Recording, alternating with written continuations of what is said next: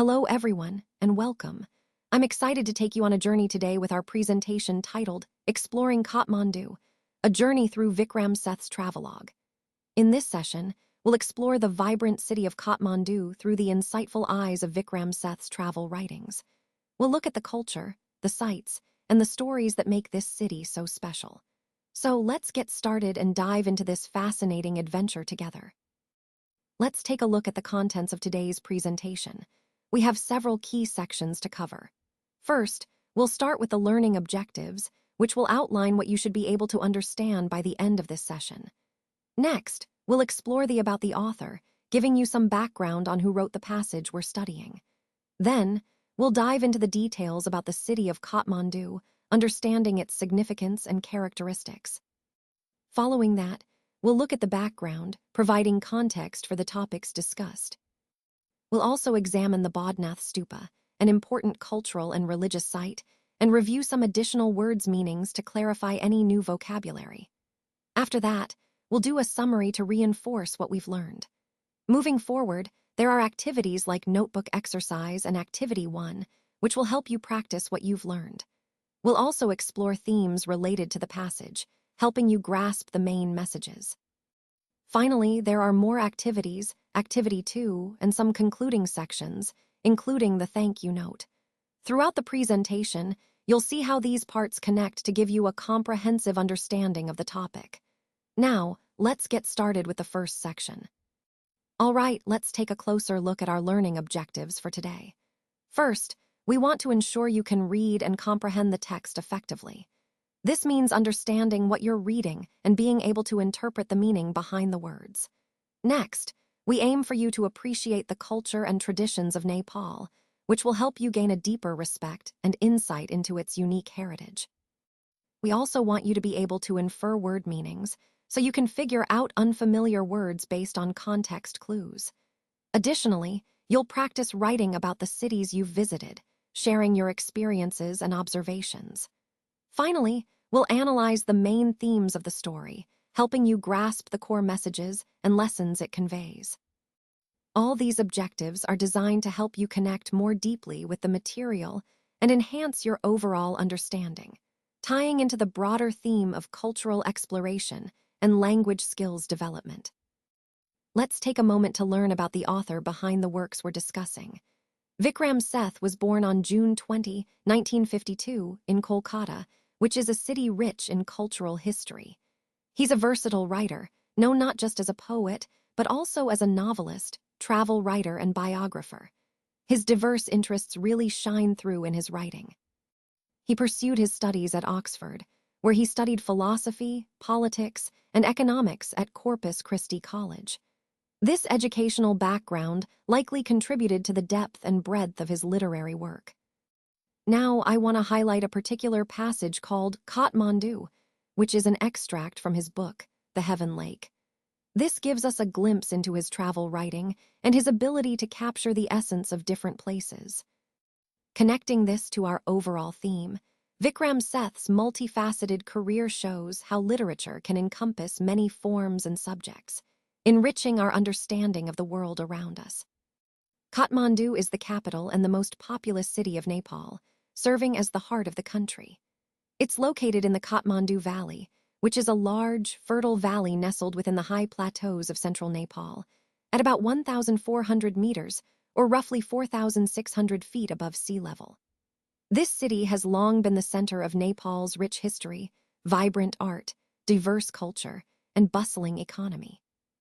You'll find a fascinating mix of people with various ethnic backgrounds, though the majority practice Hinduism and Buddhism. These religious and cultural festivities are not just traditions. They are woven into the daily lives of Kathmandu's residents, making the city lively and spiritually vibrant.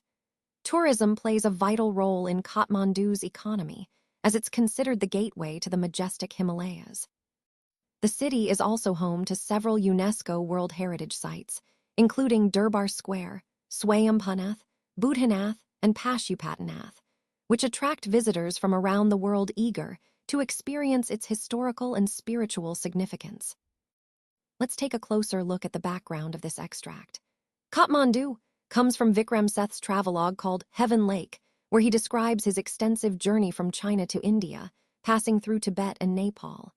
In this particular extract, he focuses on his time in Nepal, where he visits two very important religious sites, the Pashupatinath Temple and the Bodhnath Stupa.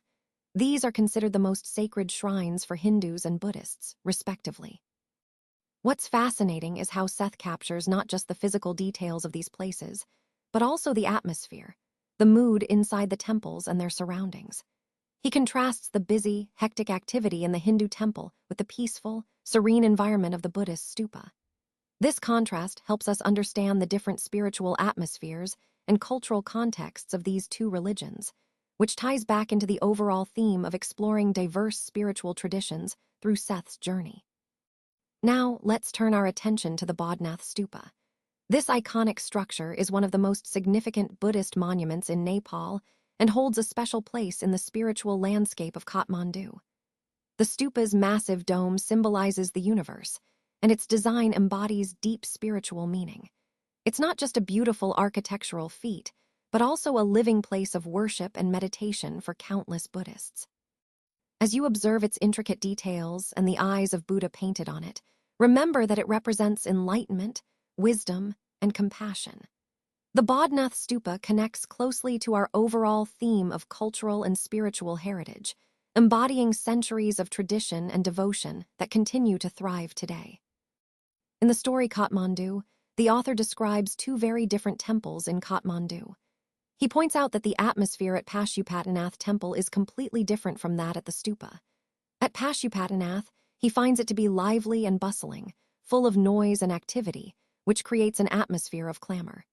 In contrast, Bodhnath Stupa has a sense of stillness and peace, and he really appreciates that calm environment. He mentions that he's especially drawn to the peaceful atmosphere at Bodhnath Stupa and is fascinated by the sound of the flute. To him, the music of the flute is powerful because it unites all of humanity, connecting people across cultures through a sense of universality. Vikram Seth's visits to Pashupatinath reveal that only Hindus are allowed inside the temple, which highlights the religious exclusivity. Outside, there's a lively scene with priests, hawkers, devotees, tourists, and animals like cows, monkeys, pigeons, and dogs all mingling together. It creates a kind of vibrant chaos that is characteristic of the place. He also observes the rituals being performed along the holy banks of the Bagmati River, adding to the rich tapestry of spiritual life there. Throughout his journey, he explores both the Pashupatinath Temple and Bodhnath Shrine, and also roams through the busy markets, describing the various sights and sounds he encounters. All these contrasting experiences help highlight the diverse spiritual and cultural fabric of Kathmandu, which is a key theme in understanding the city's unique identity. Let's dive into the next part by reading the passage carefully and then trying to answer a couple of key questions. First, we want to compare and contrast the atmosphere around the Bodhnath Shrine with that of the Pashupatinath Temple. Think about how each place feels, the energy, the surroundings, maybe even the spiritual vibe. Next, consider how the author describes Kathmandu's busiest streets. Pay attention to the language used. Do they highlight chaos, vibrancy, movement, or something else? These details help us understand the city's diverse character and its spiritual and cultural layers. Connecting these observations to the overall theme, we see how Kathmandu embodies a mix of serenity and hustle, tradition and life. This contrast enriches our picture of the city and deepens our appreciation for its unique atmosphere. Let's explore some keywords that help us understand the cultural and spiritual context better. First, sacred means holy, something that is deeply respected and revered. When we talk about sacred sites or objects, we're referring to their special spiritual significance. Next, convinced means being completely sure about something, which shows the confidence people have in their beliefs. Stillness refers to a sense of peace and calm, often experienced during meditation or prayer. A devotee is someone who worships or shows deep devotion, often dedicating time and effort to their faith. The word cremate means to burn a dead body, a practice common in many cultures to honor the deceased. Immense describes something huge or enormous, like the size of certain temples or natural formations. To roam means to move about freely, which can happen in sacred places or open landscapes. A shrine is a special place of worship, often dedicated to a particular deity or spiritual figure. Vivid describes something bright and clear, which can refer to images, memories, or symbols that stand out vividly. Connecting all these words to the broader theme, they help us understand the deep reverence, rituals, and vivid expressions of faith that are part of this cultural landscape. These terms paint a picture of the spiritual world that many people hold dear, emphasizing both the serenity and the grandeur of their practices. All right, let's take a closer look at some additional words and their meanings. First up, brazier. This refers to a small hearth, which is essentially a container used for holding fire, often for heating or cooking. It's a word you might encounter in historical or descriptive contexts. Next, we have tear away, which means to move away quickly or suddenly. You might picture someone tearing themselves away from something they're focused on. Then there's nauseating, which describes that feeling when you're close to vomiting, kind of an intense sense of sickness or disgust. Moving on, protrude means to stick out. Think of a part of an object that juts out or extends beyond its usual boundary. And finally, I want to highlight the phrase in parentheses. Bansaries protrude in all directions. This gives us a visual image of these objects extending outward in multiple directions, emphasizing their irregular, sprawling nature. By understanding these words, we can better grasp the descriptions and imagery used throughout our overall presentation. All right, now let's move on to Activity 1. In this activity, you'll be working in pairs. The task is to prepare a short presentation, and what you'll focus on are two striking sceneries in Kathmandu that are described in the passage we've been studying. The goal here is to really highlight what makes these places special.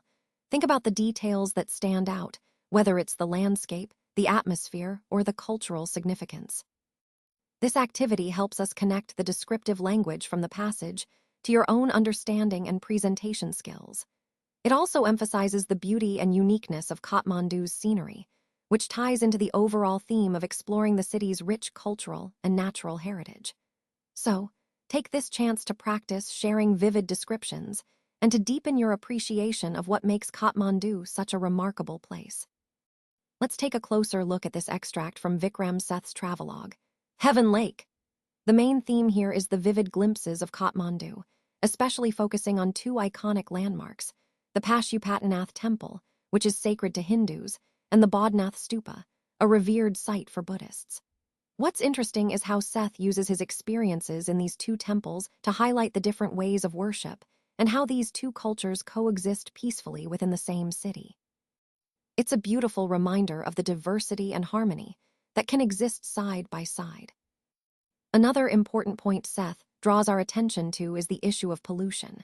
Despite the sacredness of these places, we see how people often pollute the rivers thoughtlessly, washing clothes along the banks, cremating bodies, dumping rubbish. It's a stark contrast to the serenity and purity that these holy sites represent. The extract really emphasizes that maintaining the cleanliness and sanctity of these places is crucial. It's not just about respecting tradition, but also about preserving the spiritual and cultural integrity of these sacred sites for future generations. Connecting this to our overall theme, it reminds us how our actions impact not just the environment, but also the cultural and spiritual heritage that defines a place. Respect and preservation are key to maintaining the beauty and sanctity of such extraordinary locations. All right, now we're moving on to Activity 2. In this part, I want you to get into your groups and discuss the benefits of travel. Think about how traveling can enrich our lives, broaden our perspectives, and create unforgettable memories. As you talk, also take a moment to comment on the writer's experience, what they've shared, and how it relates to your own views. This activity is a great way to connect personal stories with the larger idea that travel is not just about the destination, but about the growth and understanding we gain along the way. So, engage openly, share your thoughts, and see how travel can really enhance our lives in many meaningful ways. All right, now let's move on to our next activity, which is the notebook exercise. For this task, I want you to write a travelogue about a famous city you have visited. Think about your experiences, what stood out to you, and how you felt exploring that place. Feel free to add pictures, drawings, or any visuals that can help tell your story more vividly. This exercise is a great way to practice descriptive writing and to connect personally with the places you've been. Remember, the goal is to share your unique perspective and bring the city to life through your words. So, take your time, be creative, and have fun with it. Thank you all for your time and attention today. I really appreciate your engagement and interest throughout this presentation. We've covered a lot of ground, from the key concepts to practical applications, all aimed at helping us better understand and implement these ideas. Remember, the main takeaway is that success often comes from applying these principles consistently and thoughtfully. I hope you found this session valuable and that it inspires you to take the next steps in your own work. Once again, thank you for being part of this journey.